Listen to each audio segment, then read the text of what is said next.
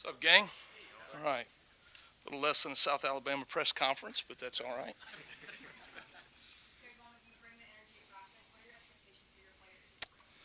Well, I think, one of the first things that we talk about in Bama fundamentals is effort and finish.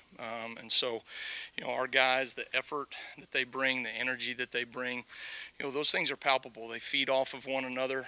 There is a momentum that is carried in a football game.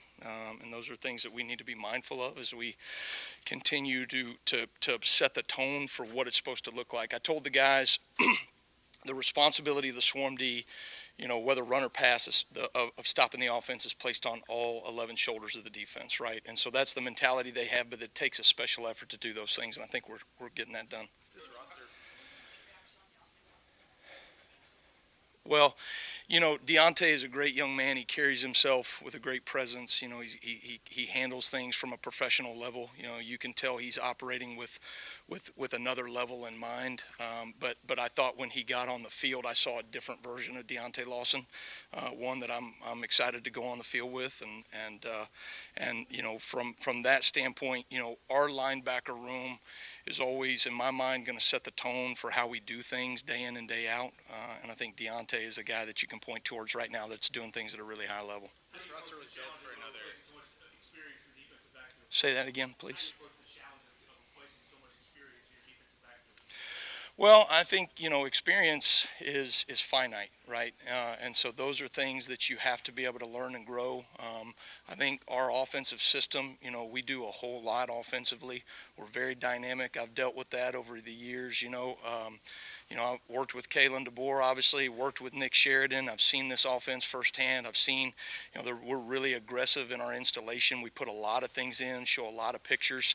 And so when you're a young player and you're getting all those things thrown at you early, those are a lot of reps that you're able to refer back upon as you get into the season. And so I can't imagine seeing anybody else in the country install at a more aggressive rate than what our offense does. But those things are going to pay dividends for some of those young defensive backs. Yeah, growing up in the South, my dad, was a longtime defensive coordinator all over the SEC. I played in the SEC, have always had tremendous respect for Alabama.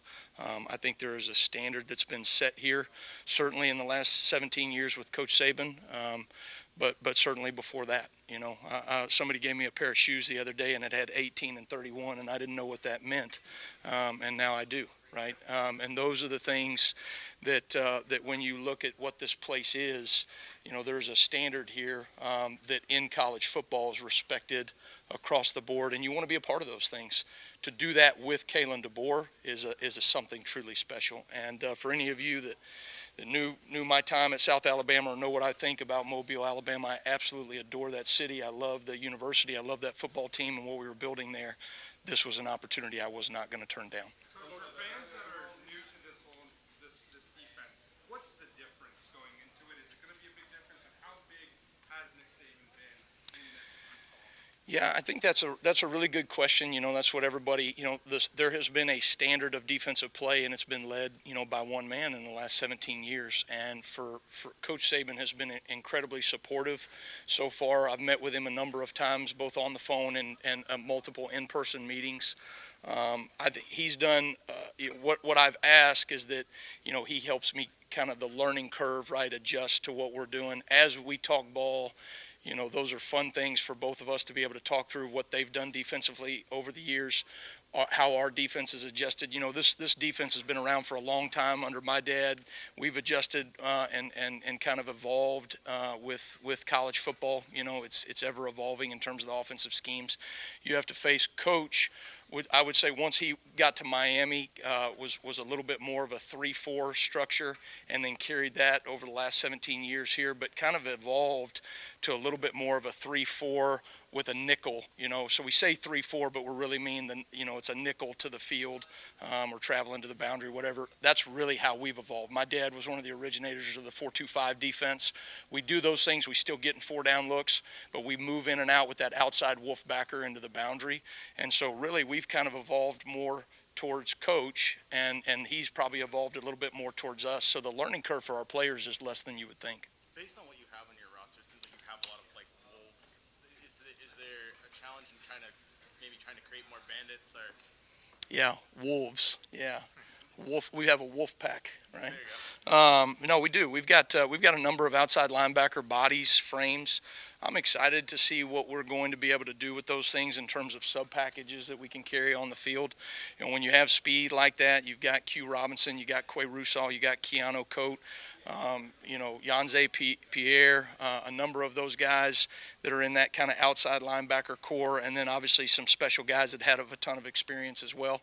So I've been really impressed what I've seen from those guys, and we got to find creative ways to get them in one-on-one matchups. Real quick, guys, hold on. We're going to stay here with him. If there's a couple of coaches in here, if you've got your questions you want to break off, but we'll keep Kane here for a second. Okay. On that note, moving Keeley to the defensive line is like, what was the process in doing that, or the thought process doing that, and how do you think he's going to adapt it?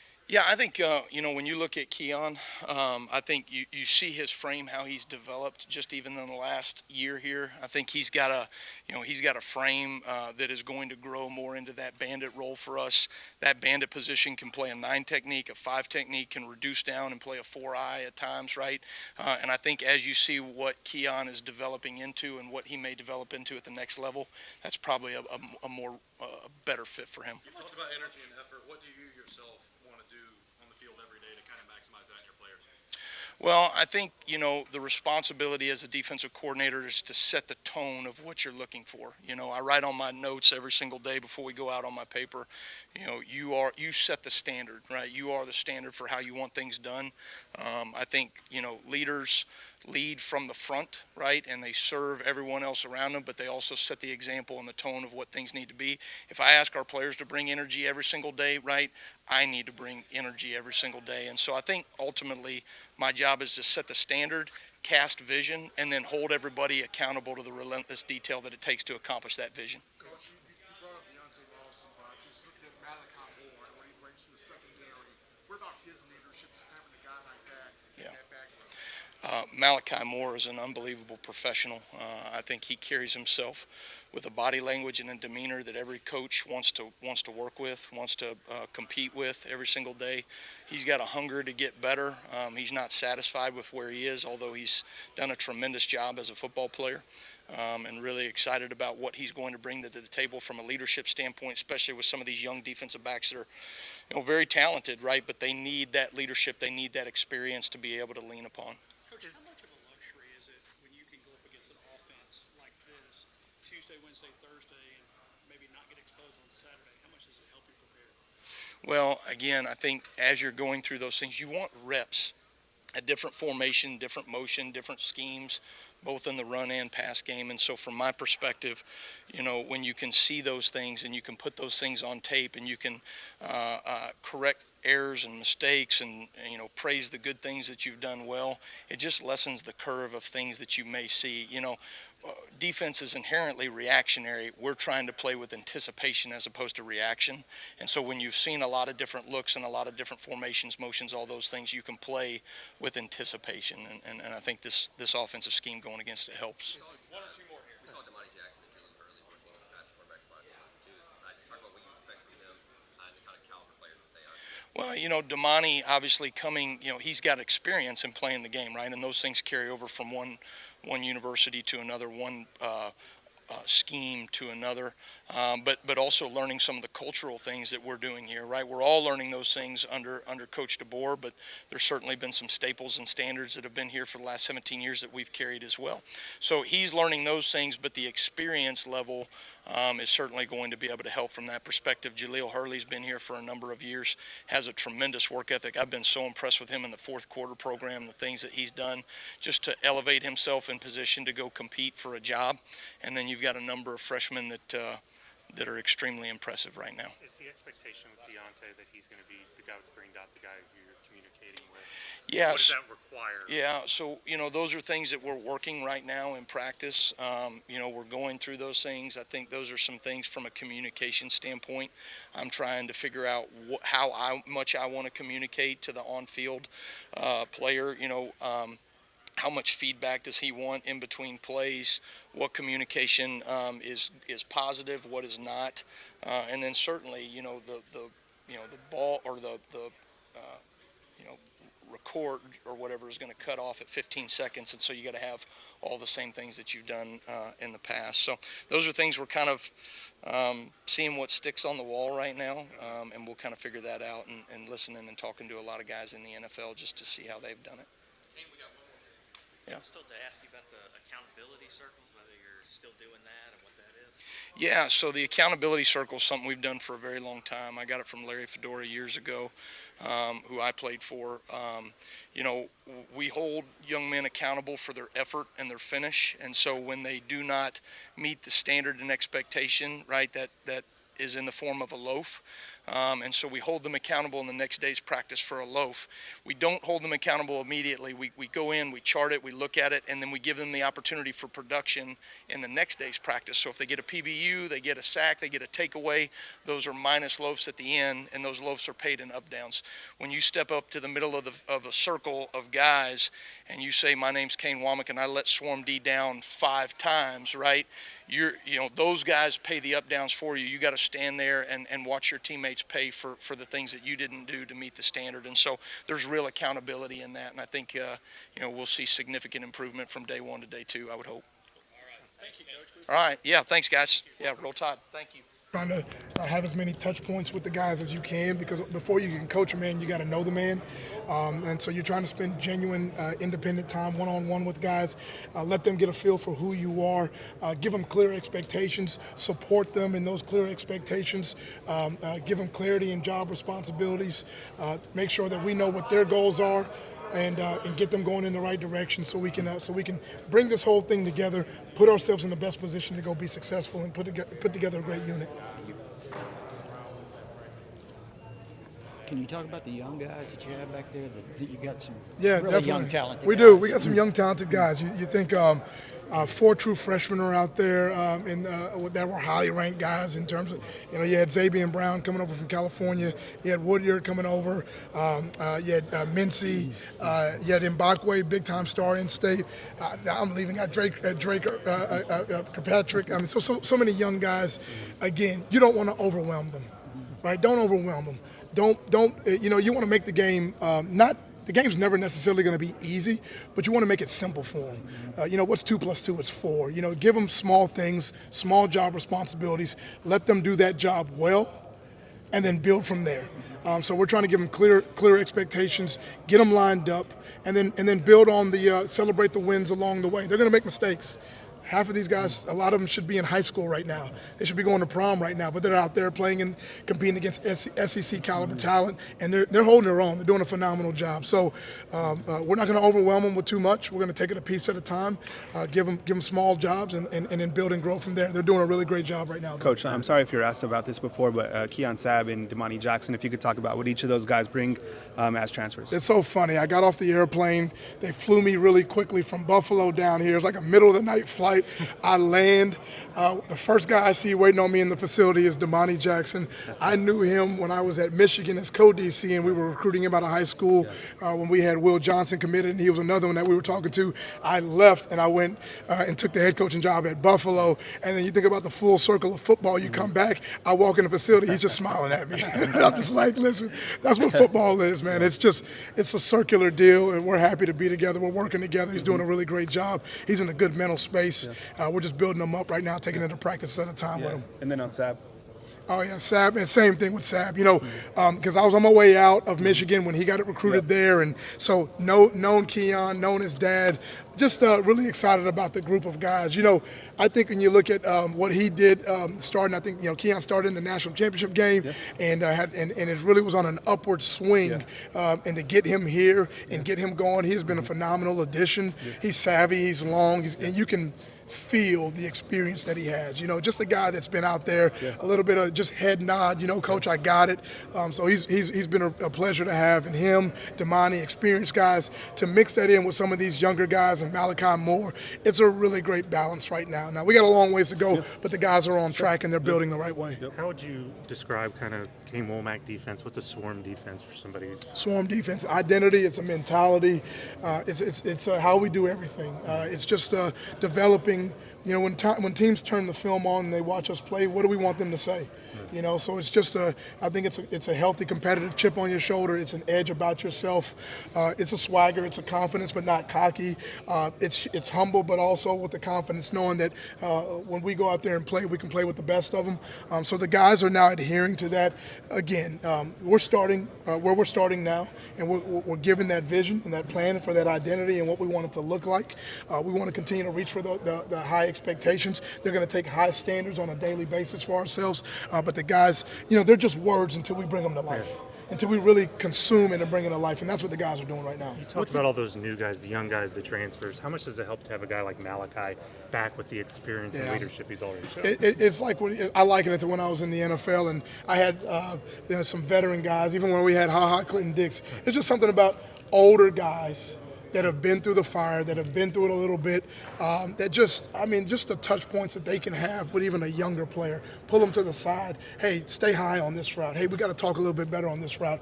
It's a coach on the field. Malachi Moore, it is speechless in terms of what he brings, the value he brings, not just his on-the-field production, but who he is, his presence, how he goes about his business. First one in, last one out. When you look at these 18-year-old guys that we have on the roster right now, I'm sure he's a guy that we can point to say, you know, that's a guy you want to emulate. Malachi Moore is a guy that, you know, that's what leadership is. Leadership is a guy that's worthy of emulation. That's what Malachi Moore is. Did you do field boundary at Buffalo? And if so, just what makes a good field and what makes a good boundary? That's a great question. You know, right now we teach left and right, and what you do by beginning that way at least is you develop the depth, because you're not playing necessarily a backup for the guy. You're trying to build the secondary like you build an O-line. Give me who's number one, who's number two, who's number three, so we can get our best five on the field, and then you're trying to get number 6, 7, and 8 on the field as well. So when you rep left and right, they get experience playing some field and some boundary. Ultimately, we'll get them to a point where the job responsibilities start to shrink, and we can get a little bit more specific with what a guy can do, but expose them to a lot right now. Spring is where we can experiment a little bit, where we don't have that back end of an opponent coming up to play us right now. So we're allowed to play around with these guys a little bit in a healthy way, in a competitive way, but we're going left and right so they can get that experience at field and boundary right now, and then we'll get a little bit more specific plan as we move into the summer. All right, Bo, thank you. Thanks, Coach. Appreciate it, guys. As far as staff goes, I've worked with Coach Wommack and Coach Roach before, so I mean we spent enough time in the rooms together to get along well. But we've eaten dinner together and done some things like that. But I think as the families get down here and they spend more times together, we're all football coaches. We all come from similar backgrounds. We're just excited to be together. It's great. I mean, he's a smart guy and he's coached at a very high level for a long time. He's been extremely successful with the guys he's worked with. I think we have a really good working relationship right away. We understand each other. We have similar backgrounds and perspectives on defenses. It's been good to create relationships with each other. Can you explain kind of how you guys are handling it's kind of same title? I just don't know. A lot of fans might be confused about that. I don't know that it's going to be black and white. You know, there's a lot of gray area in how it's handled. But I think we have different focuses and mentor differently. But we work together really well. And, you know, as long as we're moving forward and on the same page, we can coach each other up and work with each other's guys and really help develop them from a big picture perspective. There's a lot of turnover in the team overall, the staff, but specifically in the DB room. Is that an opportunity, you guys? Like, you have a lot of new faces for everyone. How is that kind of working? Yeah, I mean, it's pretty simple when you got as much experience with Malachi back there as a leader, and then you bring Keon, who's played a lot of football.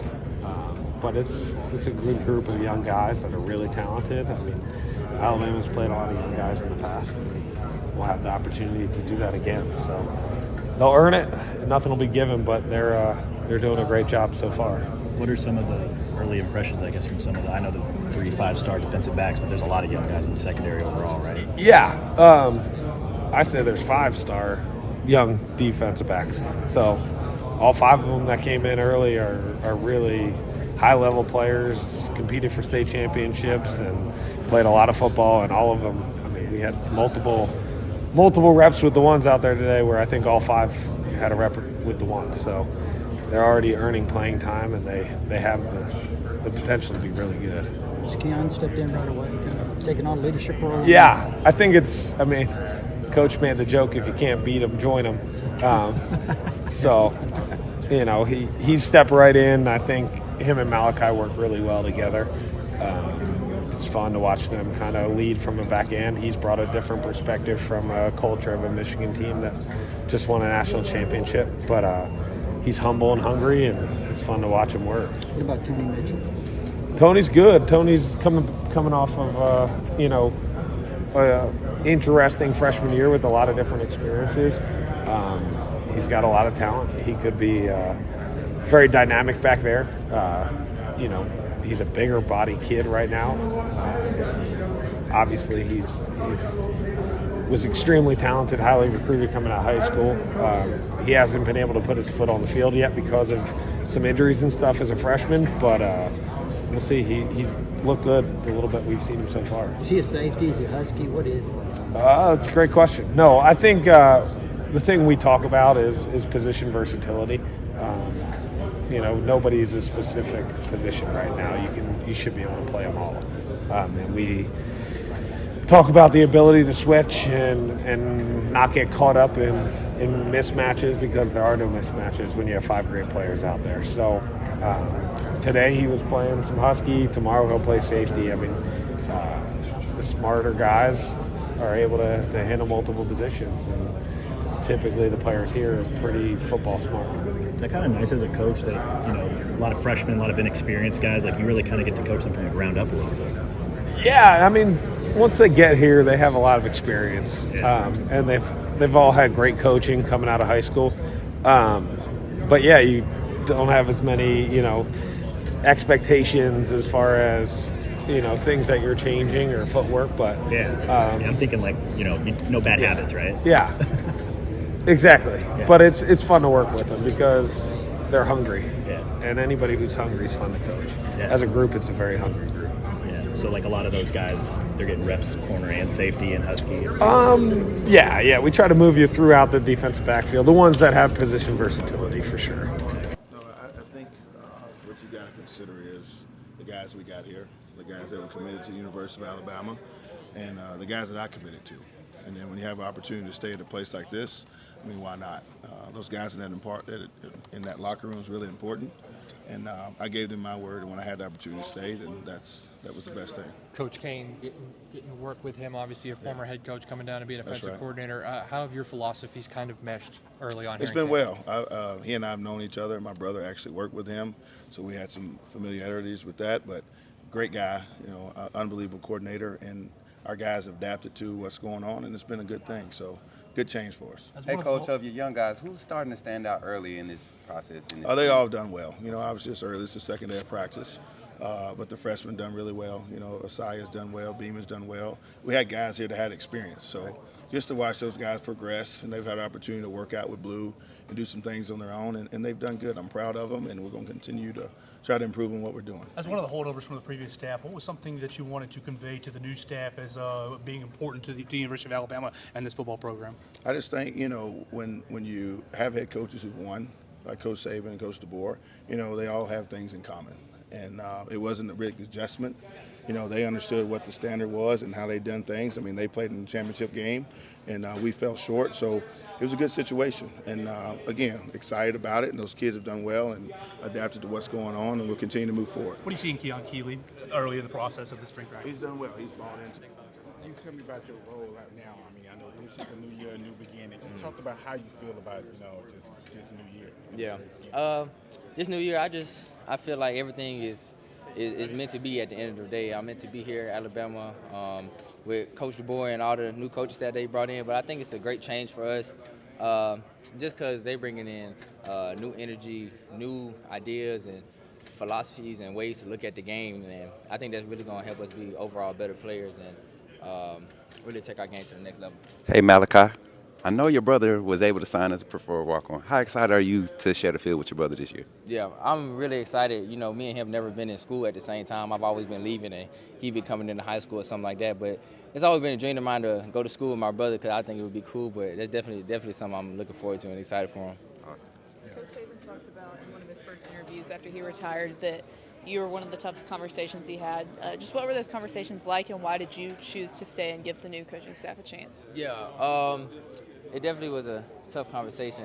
Me and him have built a great relationship since the time I've been here, and he spent most of the time with the DBs, so I'm always with him making jokes and things of that nature. But I made a commitment to come back to this university, not just because of Coach Saban, but everybody around it, from the people in academics to the nutrition staff to the training room and all of my teammates. I just love being here, and it's a great place, and I wouldn't want to be nowhere else.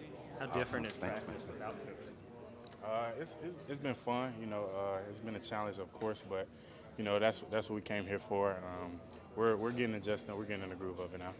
You're a guy that decided to come back before Coach Saban retired. Just what went into that thought process of sticking around and kind of rallying the troops around a new staff? Well, my personal reason I want to come back because I want to win a natty. That's my main reason I came back.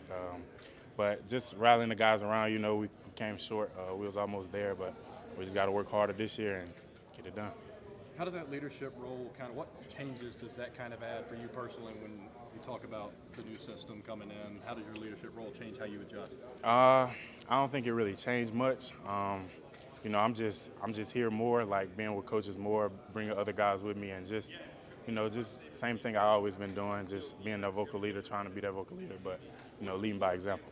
Deontay Lawson, playing next to Jahad Campbell and having Justin Jefferson in that room, what is it like having that type of talent around you, man? Knowing Yes, sir. that you have those guys. Yes, sir. Well, those guys, they come to work every day, and they compete, and it puts a target on my back, so I know I got to compete every day and grind.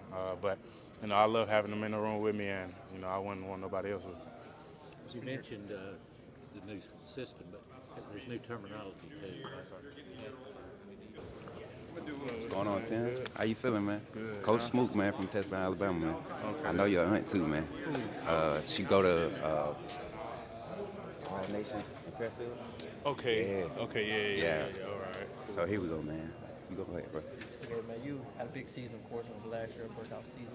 What are some of the things you're looking to improve on as far as the personal game getting into this upcoming season? Well, last year I feel like I was just getting my feet wet, just really getting familiar with the, playing style of the SEC and everything like that. So I feel definitely more familiar with the play, feel more familiar with my movements, my technique. So I just got to keep working hard and stay, committed to the grind and do what I'm gonna do. So Tim, looking at this season, you're going to be looked at as one of the veterans in the room. How you are taking the steps to become a more vocal leader? Is that something that you have as a priority, or what's your approach to being a leader this year?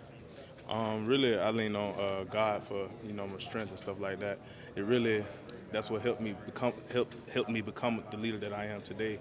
As far as being more vocal and things of that nature, because we do a Bible study here, and God led me to. Gave me the favor and the influence of that. So being a leader on the football field, I try to lead by example and be a verb and not verbal. Just being out here, Tim, what can you say about Coach Wommack and what he's trying to bring here with this whole 4-2-5 scheme, and how are you liking it so far? You can see the hunger in Coach Wommack's eyes, and you can definitely see as far as the plays that are being made, it's definitely more plays being made. Seems like we're having more fun. We haven't, everybody running to the opposite end zone when we make a play. So I'm definitely loving it, especially up front. I'm able to, go win and everything like that. So I'm definitely excited for the upcoming spring season. What led to your decision to come back to Alabama?